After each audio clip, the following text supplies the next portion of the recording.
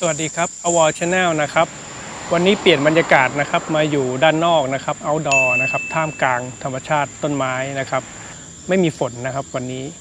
แต่ว่าถามว่าร้อนไหมไม่ครับไม่เลยครับผมเท้าความนิดนึงนะครับว่าอวอร์ชาแนลเนี่ยมีอยู่หลายหมวดนะครับเพราะว่าผมเป็นคนที่มีความชอบหลายอย่างอยู่นะครับเพราะฉะนั้นในช anel หรือว่าช่องของผมเนี่ยก็เลยจะมีในกลุ่มต่างๆที่ตามความชอบของตัวเองนะครับแล้วก็พี่ๆน้องๆท่านใดที่มีความชอบ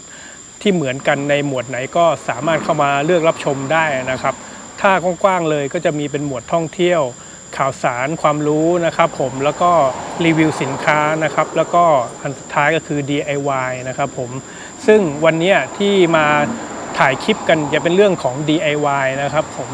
ก็คือจะเป็นอุปกรณ์ที่ต้องใช้ในเวลาที่เราไปกางเต็นท์นะครับตามอุทยานหรือตามสถานที่ท่องเที่ยวนะครับที่เราจะไปกางเต็นท์นะครับก็คือรถเข็นนะครับผมซึ่งผมจะมีรถเข็นอยู่คันหนึ่งซึ่งเป็นรถเข็น2ล้อนะครับแบบประเภทมีด้ามจับยกนะครับแล้วก็มี2ล้ออยู่ที่พื้นคอยลากไปนะครับผมแต่คราวนี้ปัญหาเวลาที่เราไปกางเต็นท์อยู่ที่ตามอุทยานแล้วเนี่ยผมจะมีอุปกรณ์อยู่ชิ้นหนึ่งซึ่งมีน้ำหนักมากก็คือ power box นะครับผมซึ่งหนักจริงๆครับประเภทว่าถ้าจะยกจากรถไปที่เต็นท์เนี่ยหมดสิทธิ์เลยครับหมดสิทธิ์เลยที่จะสามารถยกไปได้นะครับผมคือยกไปได้ก็ต้องวางพักเป็นระยะเลยแต่คราวนี้พอมีรถเข็น2ล้อแล้วเนี่ยผมเอาตัว power box เนี่ยวางบนรถเข็นปุ๊บเนี่ยแล้วก็เข็นไปเนี่ยก็ยังมีปัญหาอีกเหมือนกันก็คือว่าถ้าเป็นพื้นที่ระดับมันไม่ค่อยเท่ากันเดี๋ยวเอียงซ้ายเดี๋ยวเอียงขวาเนี่ยบางทีเข็นไปเนี่ยแบตpower box เนี่ยมันแทบจะตกไหลลงจากรถนะครับผมแล้วก็ปัญหาต่อไปอีกอย่างหนึ่งก็คือถ้าเกิดเวลาเราอยากจะขนไปพร้อมกันหลายๆอย่างหลายๆชิ้นอย่างเงี้ยนะครับก็คือวางซ้อนกันแล้วก็เข็นไปลักษณะอย่างนี้เนาะมันยิ่งสูงมันยิ่งจะถล่มหล่นลงง่ายกว่าเดิมอีกนะครับซึ่งมันจะสู้รถเข็น4ล้อที่เป็นรถเข็นแคมปิ้งจริงๆไม่ได้ก็คือรถเข็น4ล้อมันจะเข็นเป็นตามระนาบอย่างนี้ใช่ไหมครับมันก็สามารถวางได้ไปเลยแล้วก็เข็นไปมันก็จะมีความมั่นคงกว่า2ล้อเนาะเพราะเป็น4ล้อนะครับก็เดี๋ยวผมจะพาไปดูตัวรถเข็นนะครับซึ่งผม DIY แล้วนะครับผมก็จะถ่ายให้ดูแล้วก็จะมาลองทดสอบดูว่ามันเวิร์กไหมอันนี้เป็นเหตุผลที่ผมมาถ่ายนอกสถานที่วันนี้นะครับเพราะว่าจะได้มาลองตามพื้นที่จริงซึ่งราบแล้วก็เอียงแล้วก็เป็นหลุมเป็นอะไรเงี้ยครับลองเข็นดูถ้าเกิดผ่านการเข็นตามสถานที่แบบนี้ได้เนี่ยเวลาไปกางเต็นท์ก็น่าจะรอดนะครับผมนะโอเคครับเดี๋ยวไปดูอุปกรณ์ตัวจริงกันครับ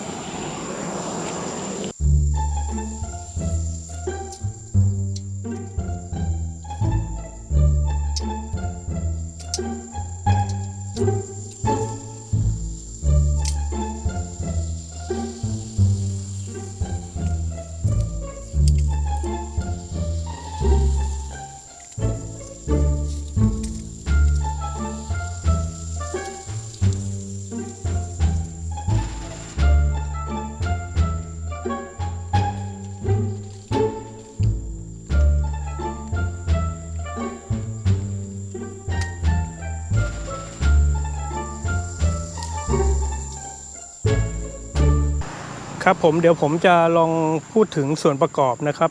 ของตัวรถเข็นนะครับว่าส่วนเดิมมีอะไรบ้างก่อนนะครับก็คือส่วนเดิมเนี่ยฮะตรงส่วนสีดำๆนี้นะครับผมนี่คือส่วนเดิมแล้วก็สีเงินนี่นะครับนี่ก็คือโครงสร้างเดิมของรถเข็นนะครับนี่นะครับลงมาจนถึงนี่เลยนะครับผมนี่คือโครงสร้างเดิมแล้วก็มีล้อนะครับมีล้อ2ล้อนะครับ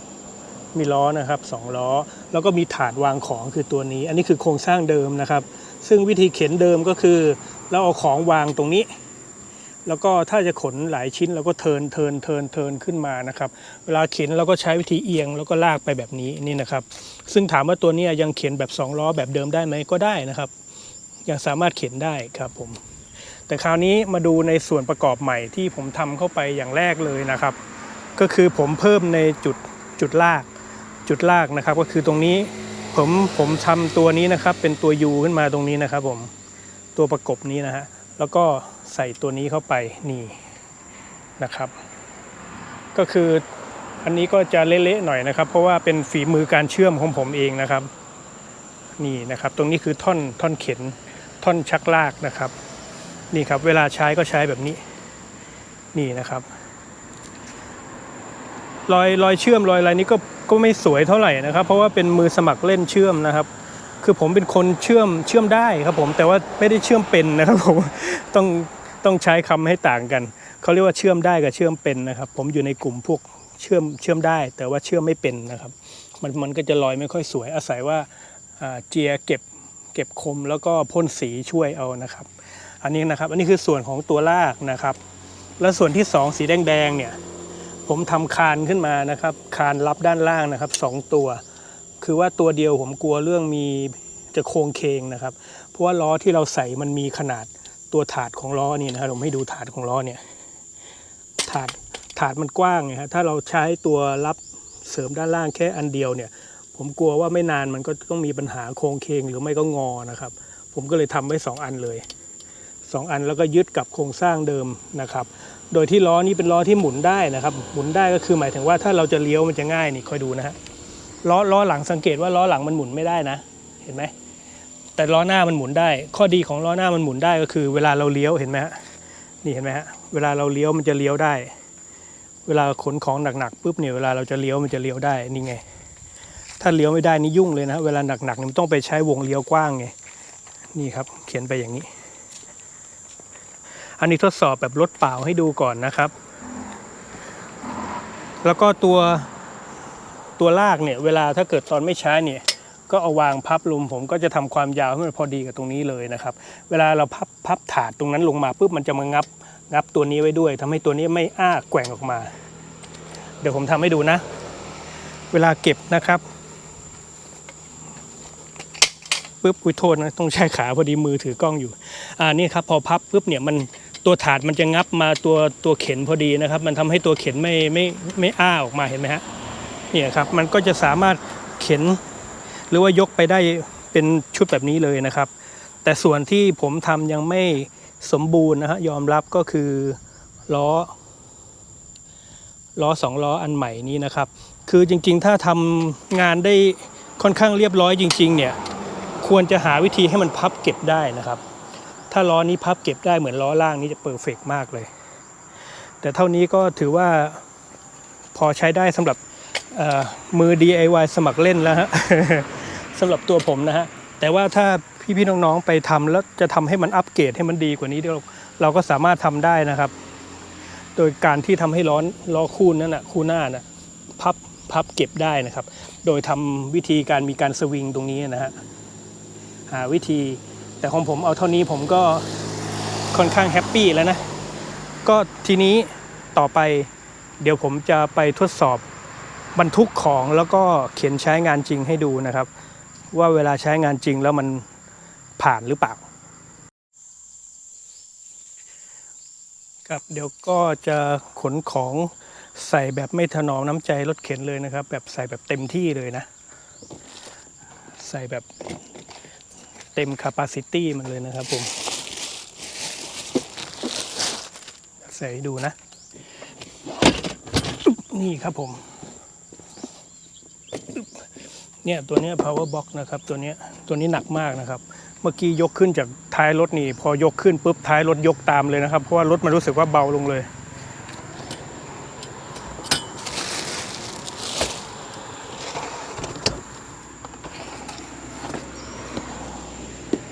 เอาครับ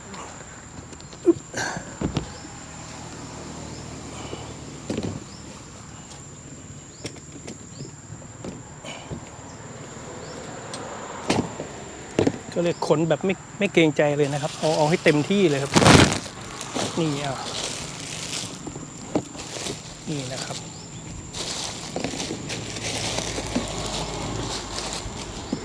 ไว้ไหนดี ไม่รู้จะจัดไงถูกเหมือนกันเอาไว้อย่างนี้แล้วกันก่อนนะครับ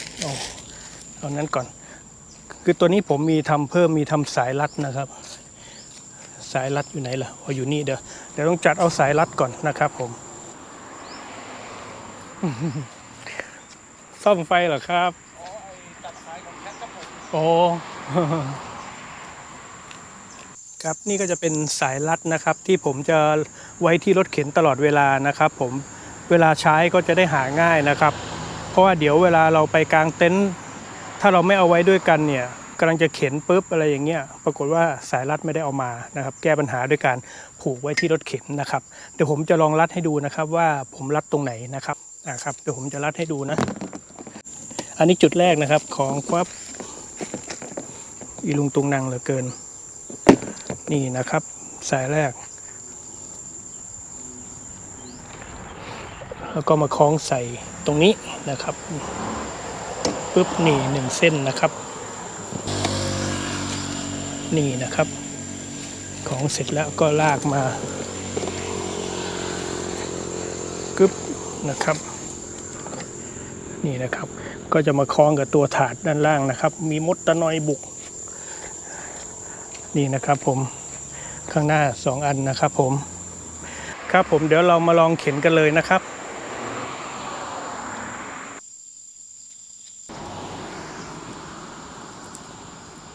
เดี๋ยวลองเข็นไปตามทางที่มันไม่ค่อยเรียบเท่าไหร่นะครับแล้วก็เดี๋ยวจะเข็นขึ้นเนิน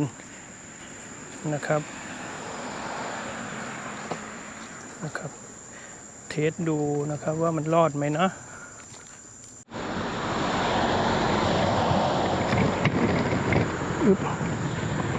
นี่ครับแล้วก็เลี้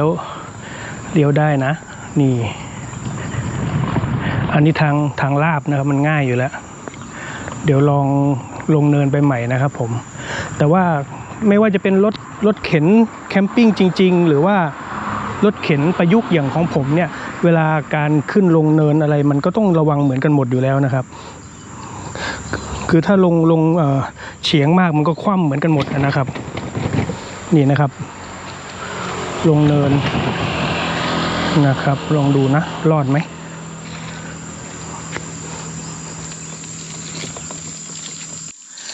แถวนี้มันจะไม่ค่อยเรียบนะครับมันจะเป็นเนินซ้ายขวานะครับ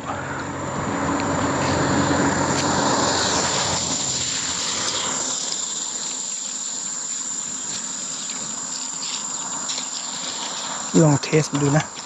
เพราะว่าในอุทยานหรือสถานที่กลางจริงมันก็จะไม่เรียบอย่างเงี้ยครับเนี่ยลองดูนะได้ไหมคือ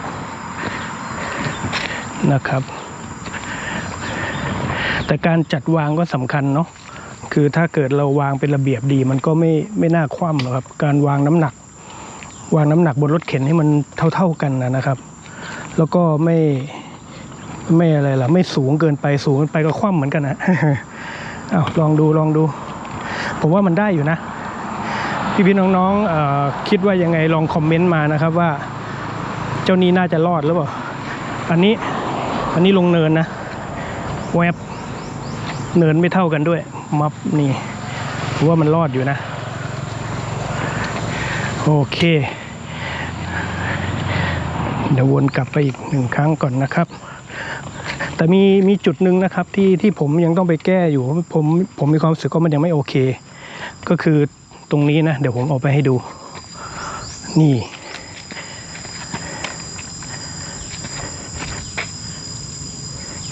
ก็คือตรงนี้นะครับเนี่ยตรงบริเวณนี้นะครับคือถ้าเกิดว่ามันมีตัวจับซะหน่อยนะฮะว่าให้มันตั้งอยู่อย่างนี้ได้จะดีกว่าเพราะว่าบางทีมันจะชอบล้มไปเงี้ยพอมันล้มไปงี้ปุ๊บมันถ้าเกิดในบริเวณที่พื้นที่มันไม่โอเคเนี่ยมันก็จะเกะกะนะครับผมถ้าเกิดว่าเราสามารถมีตัวที่จับให้มันตั้งอยู่อย่างเงี้ยได้อะเนี่ยอย่างเงี้ยจะโอเคเลยนะครับก็เหลือตัวนี้เดี๋ยวผมประยุกต์อีกนิดนึงก็น่าจะโอเคแล้วครับผมโอเคนะครับเป็นยังไงบ้างครับผมหลังจากที่รีวิวอุปกรณ์ DIY สุดจ๊าบของผมนะครับ ก็คือรถเข็น2ล้อนะครับที่ประยุกต์มาเป็นรถเข็นแคมปิ้ง4ล้อนะครับผมก็วันนี้ก็เลยเอาลองมาทดสอบแล้วก็เอามาแนะนำว่าผมทำอะไรบ้างนะครับที่การแปลง DIY นะครับจากรถเข็น2ล้อให้เป็น4ล้อนะครับผมก็หวังว่าจะมีประโยชน์กับพี่ๆน้องๆสายแคมปิ้งแล้วก็ชอบกางเต็นท์เหมือนกันนะครับผมแต่ว่ามีรถเข็น2ล้อแล้วก็ไม่อยากซื้อ4ล้อนะครับผมยังไม่อยากซื้อเพิ่มอะไรอย่างเงี้ยนะครับผมก็จะมา DIY เหมือนผมเล่นก่อนก็ได้นะครับแต่สำหรับผมคิดว่าผมน่าจะใช้ได้จริงจังแล้วนะครับผมจากที่ทดสอบดูผมว่าเวิร์กใช้ได้นะครับผมน่าจะ ไม่พังเร็วหรอก เพราะว่าถ้าเราใช้แบบระวังพอสมควรนะครับผมเราก็ไม่ได้ไปสมบุกสมบันขนาดนั้นนะครับผมมันก็น่าจะเอาตัวรอดได้อยู่ก็โอเคครับผมขอบคุณที่ติดตามแล้วก็รับชมนะครับผมฝากกดไลค์กดแชร์แล้วก็กดติดตามช่อง Award Channel ขอบคุณครับ